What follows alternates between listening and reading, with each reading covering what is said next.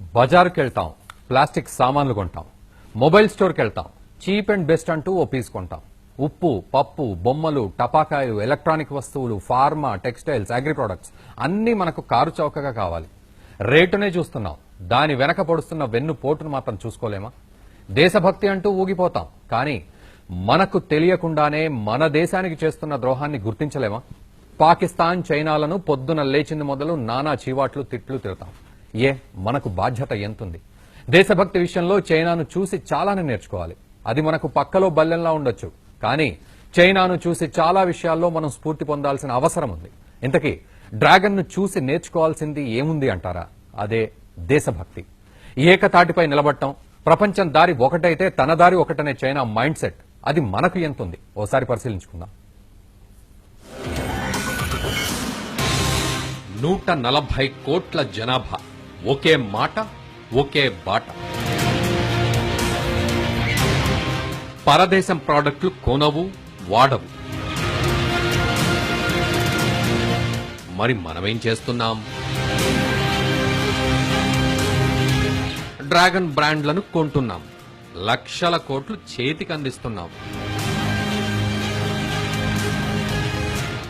మన డబ్బుతో మిడిసిపడే చైనా మన సైన్యం పైనే గురిపెడుతోంది. ఏది నిజమైన దేశభక్తి? యుద్ధం చేయాల్సింది ఎవరితో?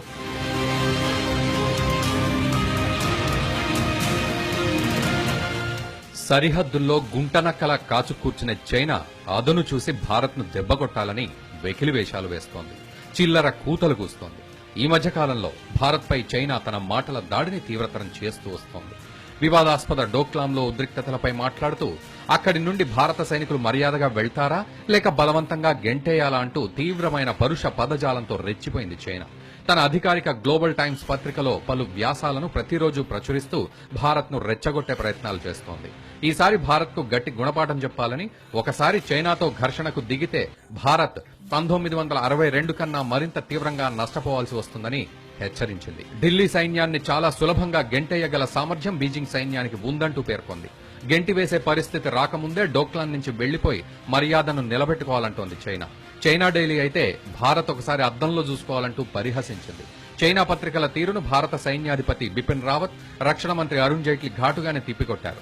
ఇలా చైనా ఎన్ని ఎత్తులు వేస్తున్నా భారత్ సహనంతో ఉంటూ అంతర్జాతీయ నిబంధనల్ని పాటిస్తూ వస్తోంది. ప్రస్తుతం భారత్ కూడా దెబ్బకు దెబ్బ రీతిలోనే సమాధానం చెప్తూ వస్తోంది.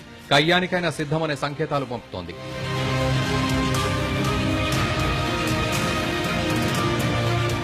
అయితే దెబ్బ కొట్టాల్సింది చైనాను కాదు, దాని ఆర్థిక మూలాలను. మనం రోజు చూస్తూనే ఉన్నాం సరిహద్దుల్లో చైనా సైన్యం ఎలా దుందుడుకుగా వ్యవహరిస్తోందనే విషయం. ఆ కన్నింగ్ తెలివితేటలు సరిహద్దులకే పరిమితం కాలేదు. మన దేశంలో స్వేచ్ఛగా వ్యాపార వాణిజ్యాలను చేసుకుంటూ కొనసాగుతోంది. అది వేల లక్షల కోట్ల రూపాయలు ఆదాయం పొందే రేంజ్లో.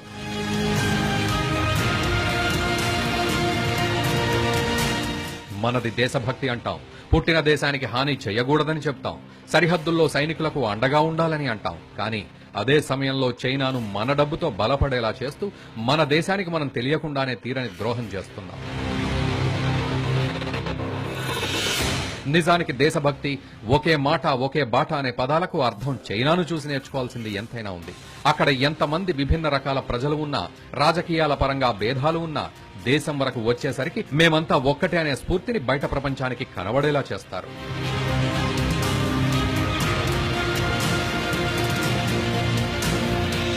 ప్రపంచం మొత్తం గూగుల్ క్రోమ్ ను వాడుతోంది, ఒక్క చైనా తప్ప. చైనా ప్రపంచంలోనే అతిపెద్ద సర్చ్ ఇంజిన్ గా పేరున్న గూగుల్ క్రోమ్ గూగుల్ ను తన దేశంలోకి అనుమతించలేదు. దానికి సపరేట్ గా యూసీ బ్రౌజర్ ఉంది. గూగుల్ కు బదులు బైదు అనే ప్రత్యేకమైన సర్చ్ ఇంజిన్ వాడుతోంది. 1.75 బిలియన్ల మంది వాట్సాప్ ను వాడుతున్నారు. కానీ వాట్సాప్ వంక చైనా కన్నెత్తి కూడా చూడలేదు. వీచాట్ పేరుతో వాట్సాప్ లాంటి సోషల్ మీడియా మాధ్యమాన్ని వినియోగిస్తోంది. చైనా దేశభక్తికి మరో మచ్చుతునక. ఇతర వ్యాపార సామ్రాజ్యాన్ని అనుమతించకపోవడం, ప్రపంచంలోని అతిపెద్ద ఆన్లైన్ వ్యాపార సంస్థగా ఉన్న అమెజాన్ ను ఎంటర్ కానివ్వలేదు. బిలియనీర్ జాక్ మా స్థాపించిన చైనా ఈ కామర్స్ సంస్థ అలీబాబా అతిపెద్ద ఆన్లైన్ మార్కెట్ గా విస్తరించింది. అన్ని దేశాలు జీమెయిల్ ను వాడుతున్నాయి, కానీ చైనా వాడుతున్నది జీమెయిల్ కాదు. దాని బదులు చైనా సొంతంగా QQ.com ను వాడుతోంది. అతిపెద్ద జనాభా ఉన్న చైనా, అక్కడి చైనీయులకు ఫేస్బుక్ అంటే ఏంటో తెలియదు. వాళ్ళు వాడేది రెన్ రెన్. ప్రపంచంలో కూసిన ట్విట్టర్ పిట్ట గొంతును చైనా ఎప్పుడో నొక్కేసింది. వైబోనే అక్కడ ట్విట్టర్ గా చలామణి అవుతోంది. మనం వీడియోలను చూడాలంటే యూట్యూబ్ ను వాడతాం. చైనా youku.com ను వీడియో బ్రౌజింగ్ సైట్ గా వాడుతోంది. మిగతా సరిహద్దు దేశాలన్నింటితోనూ లడాయి పెట్టుకుంటోంది. ఏమైనా అంటే మాది 140 కోట్ల జనాభా, లక్షల మంది సైన్యంతో మీ దేశాన్ని నలిపేస్తామంటూ మేకపోతు గాంభీర్యం ప్రదర్శిస్తూ వస్తోంది చైనా.